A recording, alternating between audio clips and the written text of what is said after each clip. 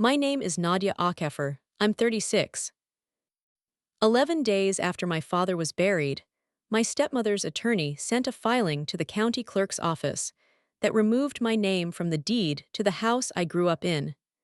A house my father had specifically promised to me in a handwritten letter he kept in a fireproof box under the basement stairs. What Renata didn't know was that I had found that box 3 weeks before my father died, and I had already made a certified copy of everything inside it. The moment her attorney slid that counterfiling across the conference room table and told me I had no legal standing, I opened my folder and placed a single document face-up in front of him. I watched his expression change in real time. Before I tell you what was on that page, like and subscribe the channel, and tell us in comment from where you are watching this video, and let's go back to the beginning. Because to understand what happened in that conference room, you need to know what Renata spent 11 years trying to make me forget. It sat on the corner of Birchwood Lane and Elm Cross in a part of Columbus, Ohio that hadn't been gentrified yet, and hopefully never would be. A 2-story craftsman with dark green shutters, and a porch that wrapped halfway around the front. My father, Emmanuel Okafor, had bought it in 1987, the year before I was born, with money he had saved for 6 years working double shifts at a logistics company on the east side of the city. He told me once that he'd walked past it on a Sunday and stood on the sidewalk for 20 minutes just looking at it. He said he didn't know if he was allowed to want something like that, not because of what it cost, but because of what it represented. A man who had come to this country with 3 suitcases and a phone number for a distant cousin, putting down roots so deep that not even time could move them. I grew up in that house. I know every sound it makes. The way the third stair from the top creaks in a different pitch than the others, the smell of the kitchen in winter, cinnamon and something warm from the old iron radiator in the corner. The way the afternoon light comes through the west window in October and turns the whole living room the color of amber. That house was not just where I lived. It was the physical proof that my father had made it, that we had made it. And he knew I understood that. He told me as much, more than once.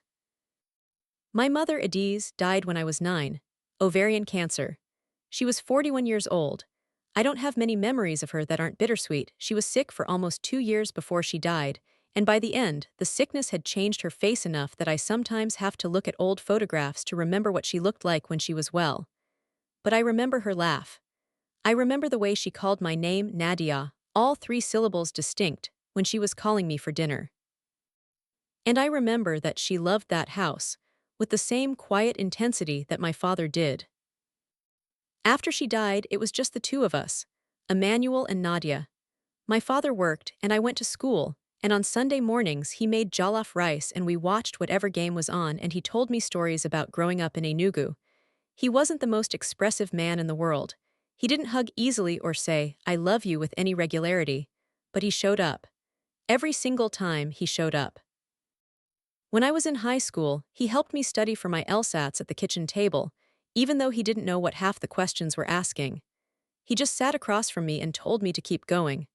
When I graduated from Ohio State with a paralegal certification and took a job at a firm downtown, he called me every Friday evening to hear about my week. He was not a complicated man.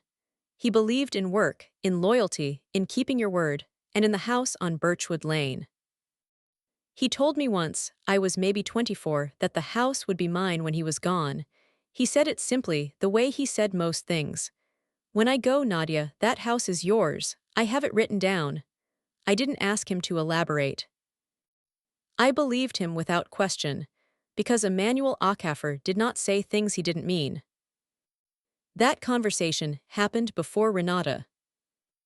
Everything, in some way, happened before Renata. My father met Renata Szymanski at a church function in the spring of 2009. He was 61. She was 54. She had been married once before, briefly, in the late 90s, and she presented herself as a woman who had learned from that experience, who valued stability and quiet, and a man with integrity. I want to be careful here because I made the mistake early on of dismissing Renata too quickly, and that dismissal cost me years of vigilance I should have had. She was not obviously villainous. She was pleasant. She brought food to gatherings. She asked me polite questions about my work and remembered the answers. She had a son from her first marriage, Derek, 32 at the time we met, who lived in Cleveland and visited occasionally, and she spoke of him with a warmth that seemed genuine. My father was clearly happy around her. He moved more easily. He laughed more. After almost 15 years of widowhood, he had found someone who made him feel less alone, and I was not going to take that from him. They married in September of 2010, a small ceremony at the church. I stood beside my father, and I smiled through all of it, and I meant the smile. I genuinely wanted this to be a good thing for him. The first year was fine. Renata moved into the house on Birchwood Lane, and she was respectful of the space. She didn't redecorate aggressively. She put a few things in the kitchen, a new dish rack, some curtains, but the house still looked like my father's house. My father's house that he had promised to me. I noticed things, though, small things. The way she would redirect conversations about the past, about my mother, about the years before she arrived, with a subtle pivot toward something else. "Emmanuel, didn't you say we needed to call the plumber this week?" Or she would simply go quiet in a way that made the topic feel burdensome. I noticed. But I filed it under adjusting to a new arrangement and didn't push. Derek was more complicated. He visited more often after the wedding than before it. He was a broad-shouldered man with an easy smile and a habit of making himself comfortable in spaces that weren't his. He called my father Mr. O, with a kind of proprietary warmth that I found slightly off, though I couldn't have articulated why at the time. He knew the names of my father's doctors. He knew the layout of the house. He knew where the spare key was kept. I lived 30 minutes away. I visited every few weeks. On the surface, everything looked fine. But surface is the key word. I have spent a lot of time since then thinking about what I missed in those early years. The answer is, nothing I could have acted on. The manipulation, such as it was too slow and too quiet to catch. You only see it clearly in retrospect. And that is, I think, exactly how it was designed. It started with photographs. This sounds like a small thing, I know how it sounds, but stay with me. My father had a collection of framed photographs on the wall of the upstairs hallway. Family photos going back to the 1980s. My parents on their wedding day. Me as a baby. Me at my high school graduation. My mother in the backyard with a garden she'd planted the summer before she got sick. They'd been on that wall for as long as I could remember. My father had hung them himself, level by careful level, with a spirit level he kept in the hall closet. By 2012, 2 years after the wedding, most of them were gone, replaced by different photographs. Renata and my father at various events. Derek's college graduation. A family portrait of Renata with her sisters. The photos of my mother had been moved to a cardboard box in the basement. My baby pictures had been replaced by a framed print of the Columbus skyline. I stood in that hallway one afternoon and looked at it for a long time. When I mentioned it to my father, gently, carefully, choosing my words the way you choose your footing on ice, he looked uncomfortable. "Renata wanted to refresh it a little," he said. "You know how it is." I did not know how it was. But I saw the look on his face, and I understood that this was not a battle he wanted to fight, and I loved him too much to force his hand. So I let it go, and that letting go sent a signal I didn't intend to send. The erasure continued in other ways. My father stopped calling me every Friday. Our calls became less frequent, and when they did happen, Renata was often in the background, not loudly, not intrusively, but present, audibly present. My father would sometimes say, "Renata's just finishing up dinner, I should probably go." 3 minutes into a call, 4 minutes. I started noticing that when I visited the house, there was often somewhere Renata needed to be shortly after I arrived. An errand. A friend who needed a ride. She was never rude. She was always warm on her way out the door. But her exits created a particular atmosphere, a hovering awareness that her return was imminent, that the visit had an informal time limit. In 2013, my father had a mild cardiac episode. Nothing catastrophic, a warning, the doctors called it. He spent 2 nights in the hospital and came home with a list of lifestyle changes and a new cardiologist named Dr. Farid Ansari. I went to the hospital the evening he was admitted. When I arrived, Derek was already there. He had driven 2 hours from Cleveland. He was sitting in the chair beside my father's bed, talking with the nurse about discharge protocols. The nurse asked if I was family. Derek answered before I could. "She's his daughter," he said. "I'm his stepson." The phrasing stayed with me. I am his daughter. He is her stepson. But the way Derek said it, it sounded almost like we were equivalent, like we occupied the same category of relation. We did not occupy the same category. After my father came home from the hospital, Renata took over his medical management with an efficiency that looked like love and functioned like control. She accompanied him to every appointment. She communicated with Dr. Ansari directly. She set up a medication schedule and managed it herself. My father, who had been an independent and private man, surrendered these functions to her with a docility that worried me. Though I told myself it was just the shock of illness making him lean on his wife. I told myself a lot of things in those years. I was working on them, the stories I constructed to explain away what I didn't want to see. The clearest moment of that chapter came in the autumn of 2015. My father and I were sitting on the porch, Renata was inside, and he said, in a voice that was quieter than usual, "I want you to know I haven't forgotten what I told you about the house." He looked at me steadily when he said it. "I have it written down, Nadia. I keep it somewhere safe." "I know, Dad," I said. He nodded. He looked like he wanted to say more. Then Renata came out with 2 glasses of iced tea and the moment passed. I wish I had asked him then. Where do you keep it?" I wish I had pushed through the awkwardness of asking in front of her. I didn't, and I regret that more than I can properly express. My father's health declined steadily after 2017. He had a second cardiac episode in March of that year, more significant than the first, and after that the doctors were honest with us.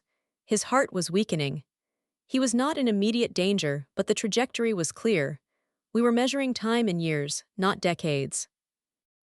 I began visiting more frequently. Renata was always there, always pleasant, always present. She had, by this point, redecorated almost every room in the house in a style that bore no resemblance to what it had been. The kitchen had been fully renovated, new cabinets, new counters, new appliances. The living room had new furniture. The old iron radiator had been replaced with a modern heating system. The house looked, from the inside, like it belonged to someone else. I did not say this to my father.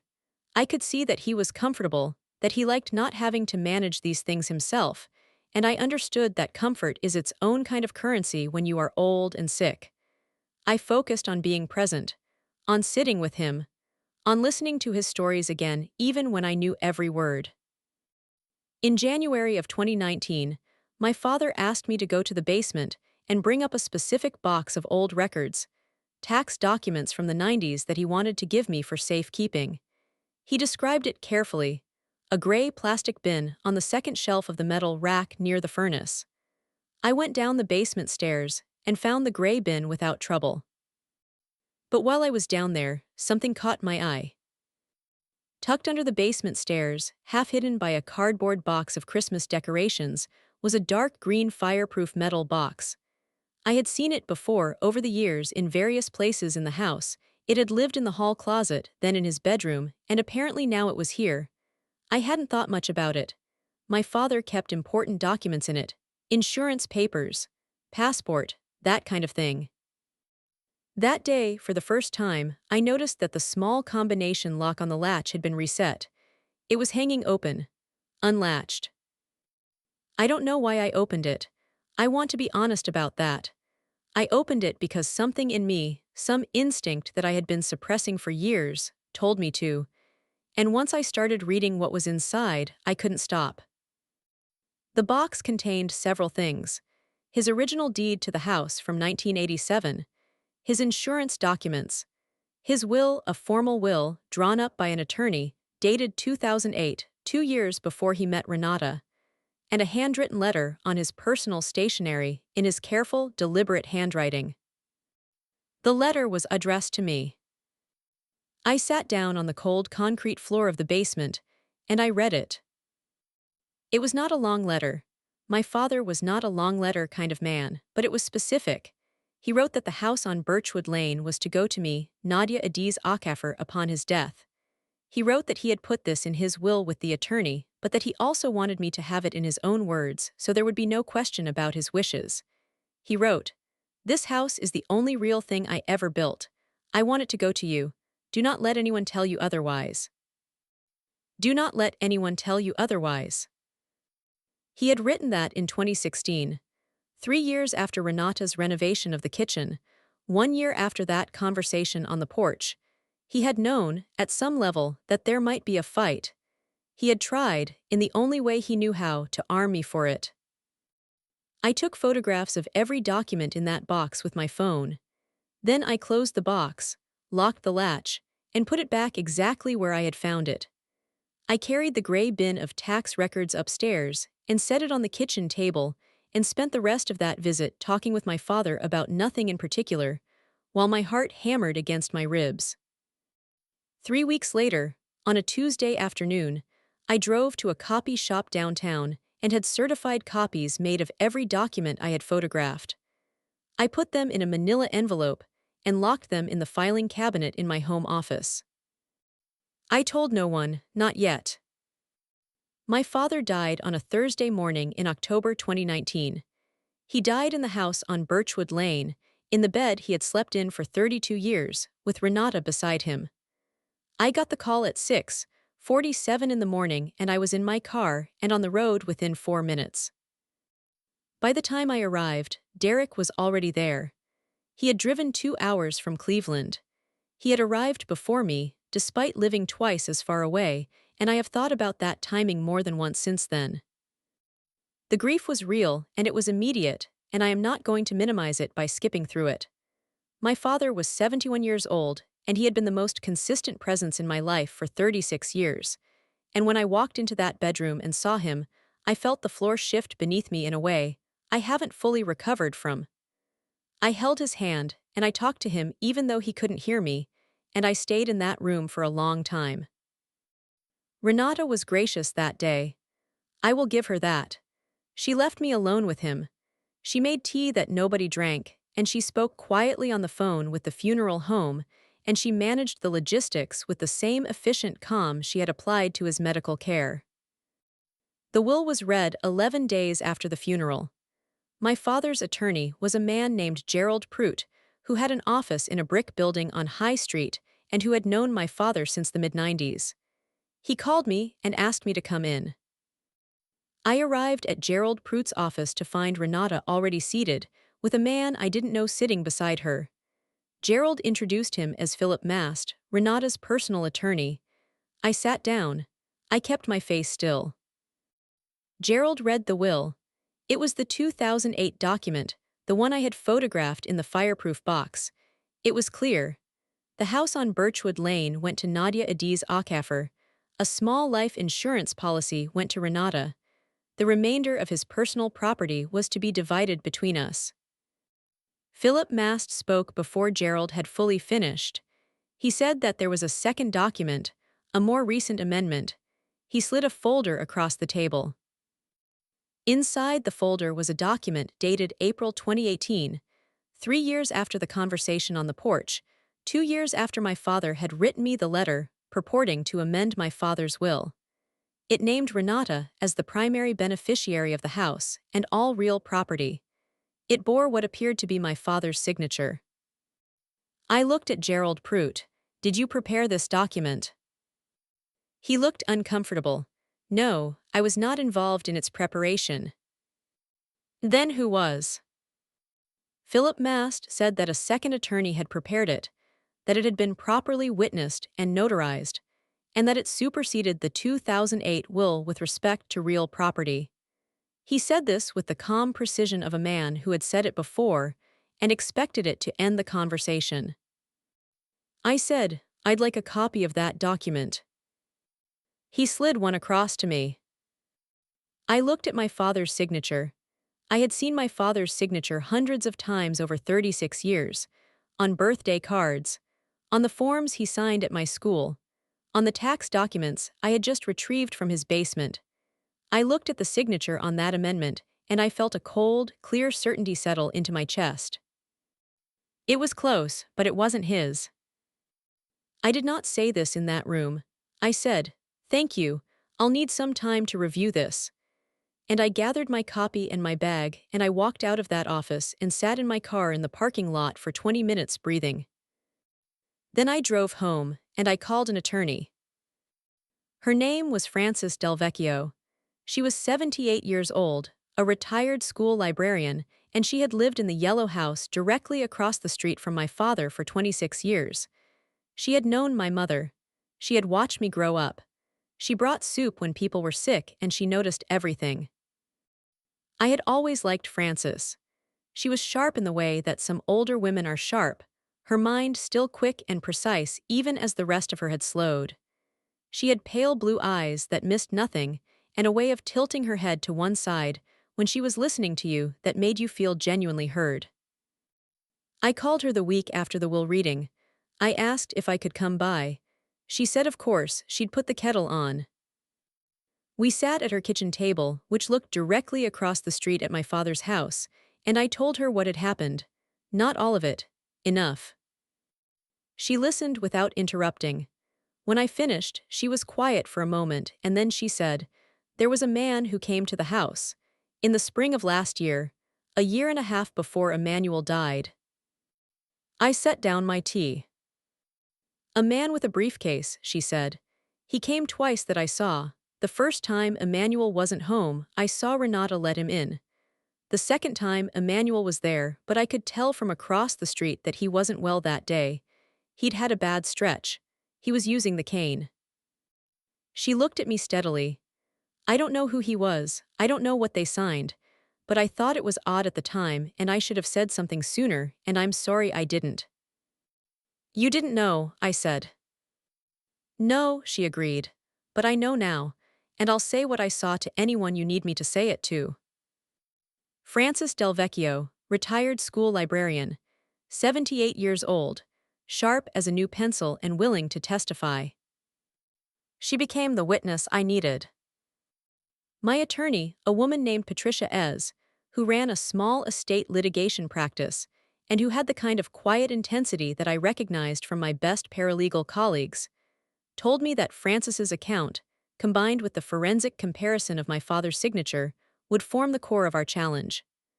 Patricia was 44, grew up in Cincinnati, and had handled 3 will contest cases in the past 5 years.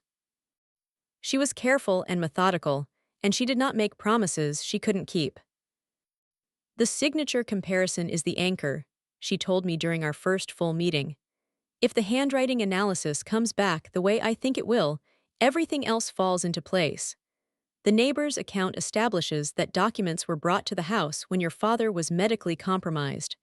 Your copies from the fireproof box establish what his actual intent was. We build the case in layers." I asked her how long it would take.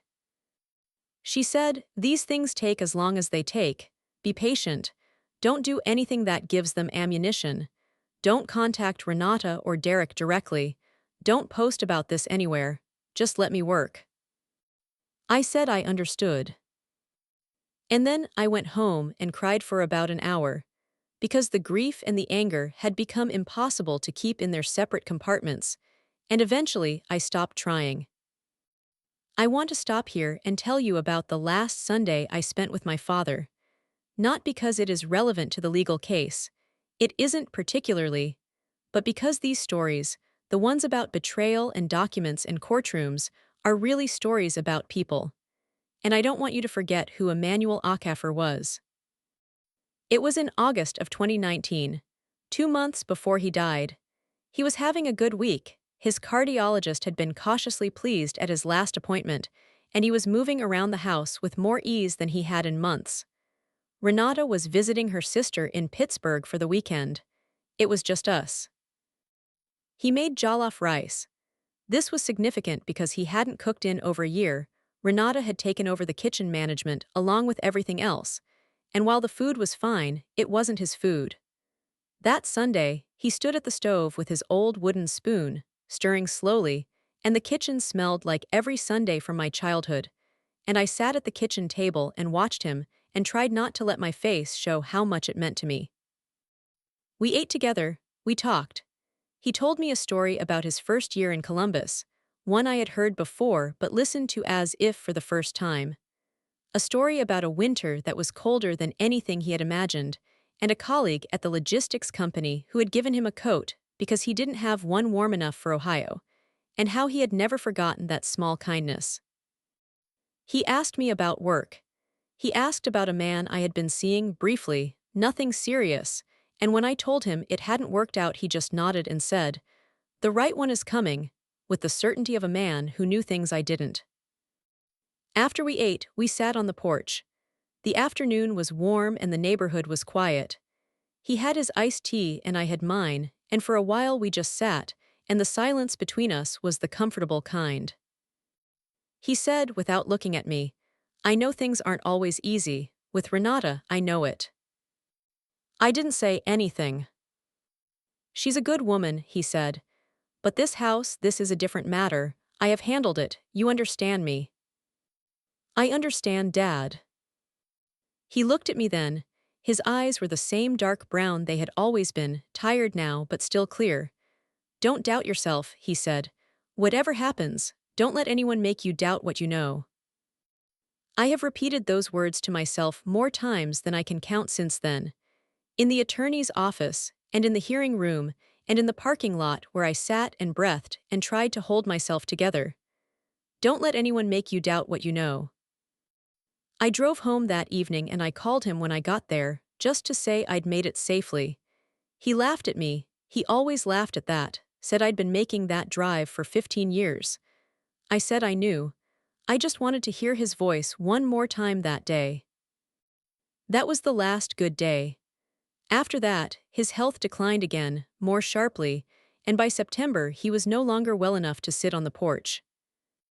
He died on a Thursday morning in October, in his bed, in his house. His house. 11 days after the funeral, Renata filed a claim with the county recorder's office asserting ownership of the house on Birchwood Lane based on the amended will. The filing moved quickly. Philip Mast was efficient. I will grant him that, and within 3 weeks of my father's death, the county records reflected Renata's name as the sole owner of the property.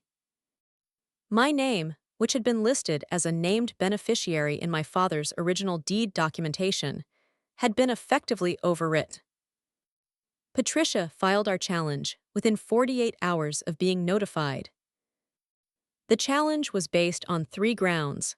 First, that the 2018 amendment had been executed under conditions of undue influence, given that my father was medically compromised at the time of signing.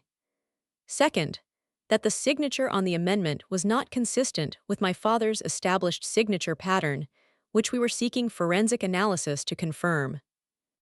Third, that documentary evidence existed, specifically, the handwritten letter from the fireproof box, of which I had certified copies, that established my father's stated and documented intent. Philip Mast responded by filing a countermotion arguing that my challenge had no standing, that the amendment had been properly executed, and that my certified copies were inadmissible because they had been obtained without authorization. This last argument was what brought us to the conference room, the one I mentioned in the hook. Renata's legal team wanted a preliminary hearing to argue that my evidence should be excluded before we even got to the full contest. I want to tell you about that conference room because I want you to understand what it felt like to sit in it. It was a standard legal conference room. Long table, leather chairs, pitcher of water nobody touched. Philip Mast sat across from Patricia and me. He had a stack of folders and the practiced calm of a man who expected to win. Renata sat beside him but did not look at me.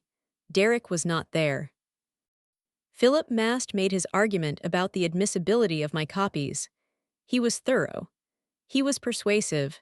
He said that I had accessed the fireproof box without my father's knowledge, that there was no chain of custody for the documents, and that certified copies of photographs taken on a cell phone were not equivalent to originals. Patricia responded point by point. She was calmer than he was, which I have learned means more than it might seem. Then Philip Mast slid the counterfiling across the table, the one that would remove our challenge entirely, and told me I had no legal standing to contest the amendment. He said it with confidence, with finality. I opened my folder. I placed a single document face-up in front of him. It was the original deed to the house on Birchwood Lane, dated 1987, with an addendum my father had filed in 2017 through Gerald Pruitt's office that named me as a named beneficiary with right of first refusal on any transfer of ownership.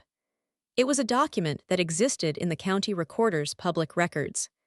It was not from the fireproof box. It was not a photograph. It was a certified copy, obtained directly from the county recorder's office, by Patricia's paralegal 3 weeks earlier. Philip Mast looked at it for a long time.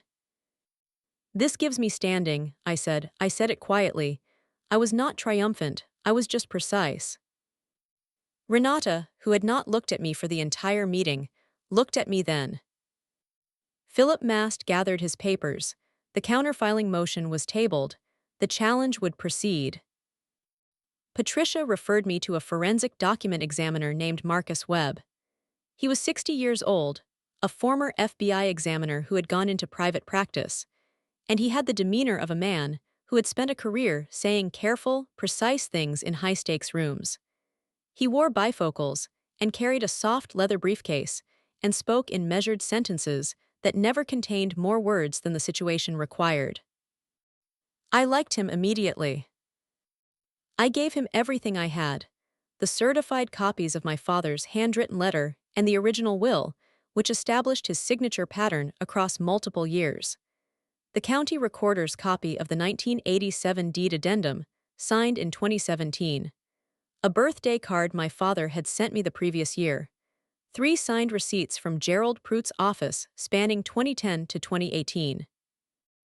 And I gave him a high-resolution photographic copy of the amendment, the 2018 document with the signature I didn't recognize. Marcus examined everything for 2 weeks. He used digital analysis tools and analog comparison methods.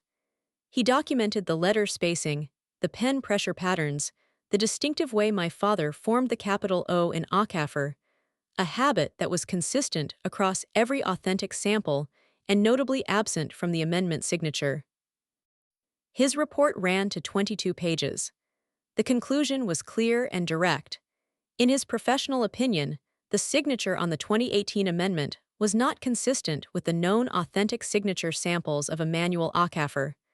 The probability of them being produced by the same hand was, in his technical assessment, extremely low. He was willing to testify to this under oath. When Patricia called me to tell me the report was ready, I was in the parking lot of a grocery store. I sat in my car for 10 minutes after the call ended. Not because I was surprised. I had known since the moment I saw that signature in Gerald Pruitt's office.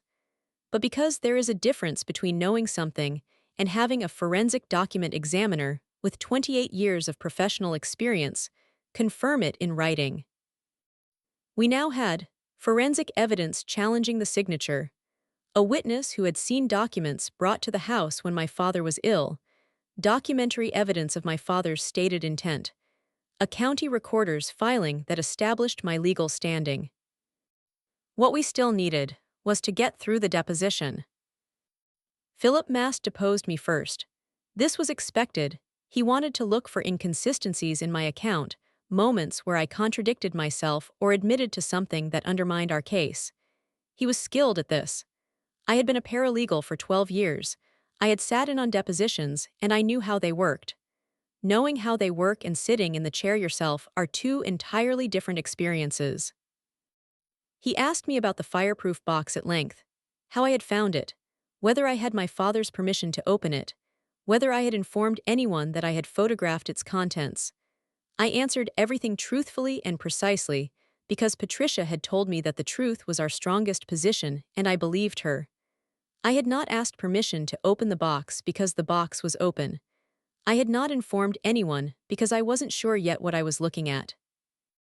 He tried to frame my discovery of the documents as a covert act, an invasion of my father's privacy motivated by suspicion. I said that I had been retrieving tax records at my father's request, that I had noticed the box was unlatched, and that I had looked inside. I said it simply. I did not elaborate. Patricia had told me, answer the question asked. Nothing more. The deposition of Frances Del Vecchio happened 2 weeks later. Philip Mast tried to undermine her account by suggesting she couldn't have seen clearly from across the street. Frances, who had been a school librarian for 31 years and had managed students, faculty, and board members with equal composure, looked at him over her bifocals and said, "I have 20/20 vision with my glasses, young man. I saw what I saw." He tried another angle. Whether she could identify the man with the briefcase. She said she couldn't identify him by name, but she described him clearly enough: height, approximate age, the specific model of car he had driven, that Patricia was able to cross-reference with the notary's public registration records and establish a likely candidate. The notary, when contacted, initially refused to cooperate. Then Patricia explained the potential professional consequences of having notarized a document that might constitute elder financial abuse, and the notary's attorney reached out within 48 hours. I want to be careful about what I say here because some aspects of what the notary disclosed are still part of a separate proceeding. But I will say this. The notary confirmed that she had been present when the 2018 amendment was signed, that she had been engaged by Philip Mast's office, and that my father had been, in her words, not fully present during the signing. She described him as confused, as asking questions that suggested he wasn't sure what he was signing, as deferring to Renata when he seemed uncertain. She had notarized it anyway. She had not flagged her concerns. She had to live with that. I had a moment, around this point, where I almost stopped. I want to be honest about this. There was a period of about 3 weeks in which the accumulated weight of it, the grief I hadn't finished processing, the logistics of the legal fight, the cost of it all, the sheer exhausting effort of waking up every day and continuing, came very close to flattening me. I sat at my kitchen table one Thursday evening and thought, what if I just let her have it? What if I just let it go? I got out my certified copy of my father's handwritten letter, and I read it again. I have read it so many times now that I could recite it from memory. But I read it that night the way you read something that is keeping you upright. Do not let anyone tell you otherwise. I put the letter back in the envelope. I went to bed. In the morning I called Patricia and we scheduled the next phase of preparation. The hearing was held in the Franklin County Court of Common Pleas on a Wednesday morning in September 2021, nearly 2 years after my father's death. I wore the navy blazer my father had once told me made me look like I meant business. I arrived early. I sat in the gallery and looked at the room, the wooden benches, the high windows, the particular quality of light, and I thought about my father, who had done hard things his whole life and had not complained about any of them. I thought about the house and the porch and the jollof rice and the afternoon in August when he had made it for the last time. Patricia presented our case methodically. Marcus Webb testified for 40 minutes. He was precise and professional and unflappable under Philip Mast's cross-examination. He did not overstate his conclusions or understate them. He said what the evidence showed, and he held the line. Frances testified for 25 minutes. She described what she had seen across the street with the same clarity she had shown in her deposition. When Philip Mast suggested that her memory might not be reliable given the time elapsed, she said, "I wrote it down at the time in my journal. I have that journal with me if you'd like to see it." She produced a spiral notebook from her bag. The judge asked to see the relevant entries. Frances had dated them. Philip Mast called his witnesses. He had two, a colleague of his who had been present at the amendment signing, and a former neighbor of my father's who testified that Emmanuel had seemed mentally sharp as recently as 2018. Patricia cross-examined both with care. The colleague's testimony focused on the mechanics of the signing. Patricia established that he had been engaged by Philip Mast's office and had a professional relationship with him that constituted a conflict. The former neighbor, when questioned closely, admitted that his most recent contact with my father had been a brief conversation in the driveway in early 2018, well before the signing, and before the documented period of medical decline. Renata did not testify. Philip Mast had made the decision not to put her on the stand. This, Patricia told me later, was the moment she was most confident. If they had a strong story, she would have told it, she said. The judge took the matter under advisement. We waited 3 weeks. The ruling came on a Friday afternoon. Patricia called me at 4:15. I was at my desk at work. I closed my office door and sat down. The court found that the 2018 amendment to Emmanuel Okafor's will was invalid. The grounds: evidence of undue influence in the execution of the document, material inconsistencies in the signature as established by forensic examination, and the existence of prior, authenticated documentary evidence of the decedent's stated intent. The 2008 will was reinstated as the governing document. The house on Birchwood Lane went to me. I said, "Thank you," to Patricia. My voice came out steadier than I expected. Then I hung up the phone and I put my head down on my desk, and I wept in a way I hadn't let myself weep since my father's funeral. Not from relief, exactly. From something more complicated than relief. From the understanding that I had carried this for 2 years, that my father had tried to protect me and that his protection had worked, and that the house on Birchwood Lane still had his name on it, embedded in its history, and now it had mine. Renata did not appeal the ruling. Philip Mast filed a motion for reconsideration that was denied within 10 days. The county recorder's office updated its records. The house on Birchwood Lane became mine, legally and officially, in November 2021. Renata had 60 days to vacate. She did so in 45. She moved to a condominium in a suburb north of Columbus.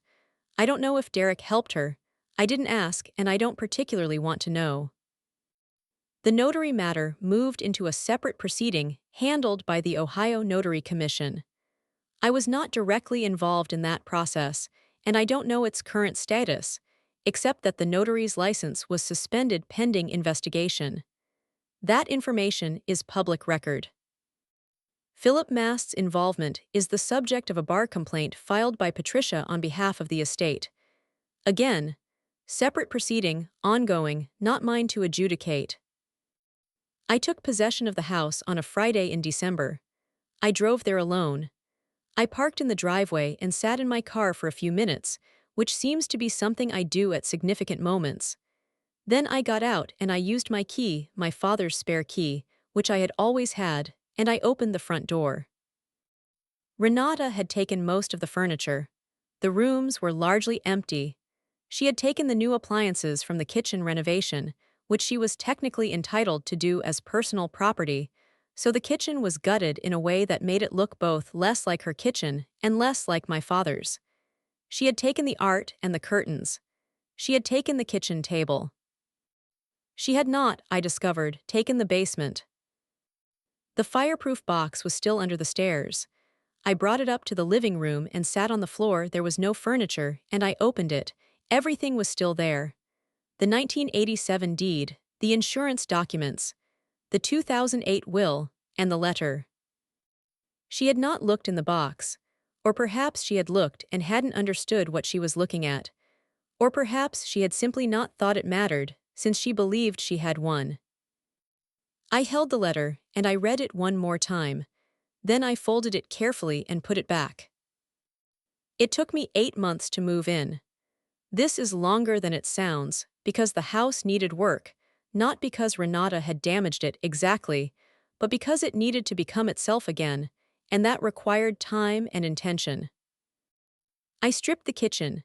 I didn't have the budget to renovate the way she had, so I worked slowly on weekends, with help from 2 friends who are better with tools than I am. I reinstalled a set of open shelves the way my father had always had them.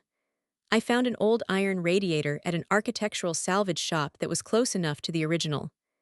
I painted the walls a color that was almost, not exactly, but almost, the color they had been when I was growing up. I rehung the photographs. Frances from across the street helped me find the ones that had gone into the cardboard box in the basement. Most of them were still there, undamaged. My parents' wedding photo went back in the hallway. My mother in the garden, me at graduation. My father in the backyard, squinting against the sun, holding a spatula, laughing at something off camera. I moved into the house in August of 2022, almost 3 years to the month after my father died. The third stair still creaks. The west window still turns the living room amber in October. The neighborhood sounds the same, the specific sounds of a neighborhood that knows itself, that hasn't changed its nature. I sat on the porch on my first evening there, with an iced tea I had made myself, and I watched the street go quiet in the early dark. Frances's lights were on across the way. I lifted my glass toward her window, though I don't think she saw. I thought about my father building this place from 6 years of double shifts, about my mother in the garden, about the 32 years my father had slept in that bed and sat on that porch and made his coffee in that kitchen and called it home. About the letter in the fireproof box under the stairs, his handwriting, deliberate and careful, the last instruction he gave me.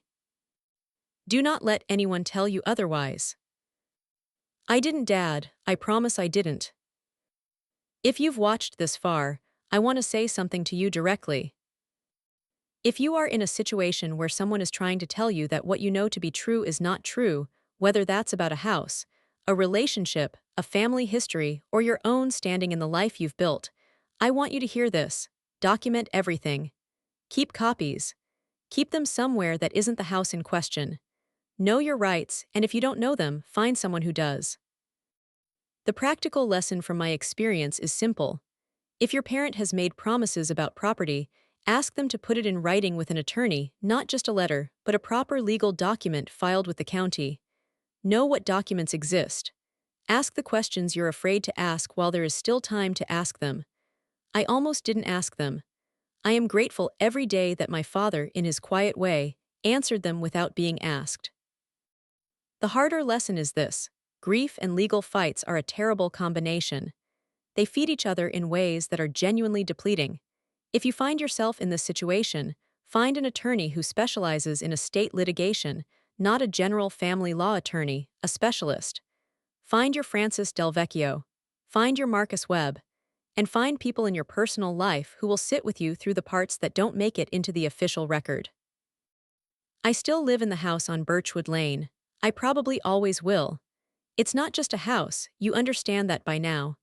It's the thing my father built so that there would be something real to show for his life, something that couldn't be taken. He was almost right. It took 2 years and 2 very good women and 1 very precise man with bifocals, but he was almost right. If you have a story like this, if you've been pushed out of something that was rightfully yours, if you've stood in a parking lot trying to remember how to breathe, I want to hear about it. Tell me in the comments. You are not alone in this. Hit subscribe if you're new here. There are more stories coming, and every one of them is about someone who decided not to let it go. Thank you for being here. Thank you for listening. Take care of yourselves and take care of the people you love while you still can.